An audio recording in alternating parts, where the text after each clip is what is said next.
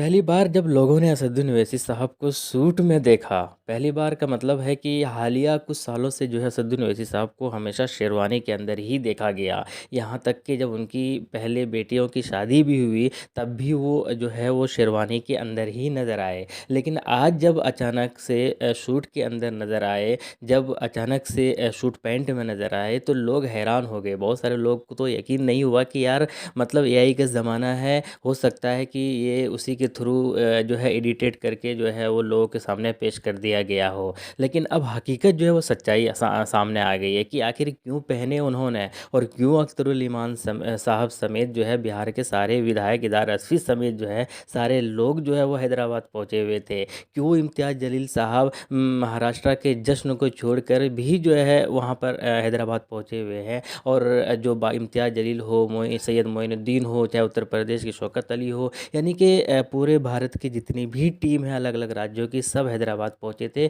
लोगों को लग रहा था कि आखिर है क्या। अब जाकर जो है, और असदुद्दीन ओवैसी साहब पिछले कई दिनों से जो है कोई स्टेटमेंट और कोई वीडियोस वगैरह जारी भी नहीं कर रहे थे। कभी कोई भी जो है वो प्रेस कॉन्फ्रेंस भी नहीं कर रहे थे। तो इससे बहुत सारे लोग कंफ्यूज थे कि आखिर चल क्या रहा है। तो अब जब कि जो चीज़ें हैं सामने आ गई है, तो अब लोगों को समझ में आया कि अच्छा ये मामला है। बेसिकली असदुद्दीन ओवैसी साहब की बेटी की शादी थी, और उसी बेटी की शादी में ही वो मसरूफ़ थे। और उसी बेटी के शादी के जो फंक्शन हो रहा था, अक़द निकाह का जो फंक्शन हो रहा था, उसी में असदुद्दीन ओवैसी साहब इस लुक में नज़र आए जिसमें वो सूट और पैंट पहने हुए थे।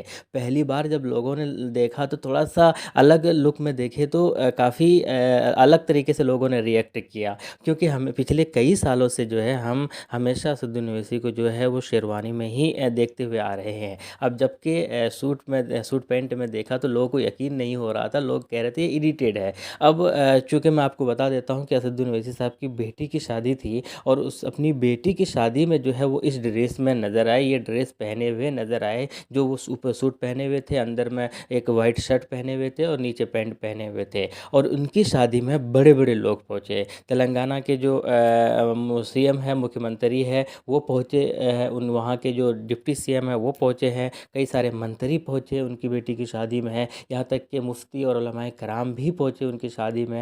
एमआईएम की जितनी अलग अलग राज्यों की टीम है वो पहुँचे उनकी शादी में। असदुद्दीन ओवैसी के भाई अकबरुद्दीन ओवैसी साहब, उनके छोटे भाई जो है बुरहानुद्दीन ओवैसी साहब, उनके भतीजे जो है वो नूरुद्दीन ओवैसी साहब, ये सारे जो है मेहमानों का वेलकम करते हुए नज़र आए। और जिस तरीके से जो वो रेवंत रेड्डी की जो गाड़ियाँ पास हुई, वो जो वीडियो और फुटेज निकल कर आए, और ये जो कहा जा रहा है कि भाई ओवैसी की बेटी की शादी है, चर्चाएं तो होनी बनती है, धूमधाम से होगी। और आपको बता दें कि साहिल नाम करके एक शख्स है, उन्हीं के साथ जो है उनकी बेटी की शादी हुई, जो बहुत बड़े नवाब घराने से आते हैं, बहुत बड़े ख़ानदान से आते हैं। और एक और चर्चाएं जो चल रही है वो ये है कि किसी भी तरीके का कोई दहेज वगैरह जो लोग बातें करते हैं कि अभी के दौर में कितना आम हो गया दहेज देना, तो इन्होंने ये भी साबित कर दिया कि ना हम दहेज लेते हैं ना हम दहेज देते हैं। तो फिलहाल असदुद्दीन ओवैसी साहब पहले भी कई जो बेटियों की शादी की उनके अंदर असदुद्दीन ओवैसी साहब ने किसी भी तरीके का कोई दहेज नहीं दिया, अपनी खुशी से बहुत सारी चीज़ें दी।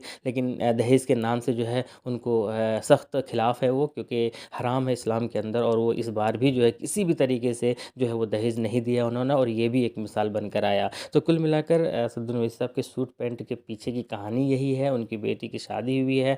और भाई चर्चाएं अगर असदुद्दीन ओवैसी साहब की बेटी की शादी की ना हो तो फिर क्या मतलब, फिर तो अलग ही चीज़ें हो गई ना। तो आपकी क्या राय है, कमेंट बॉक्स में बताइए।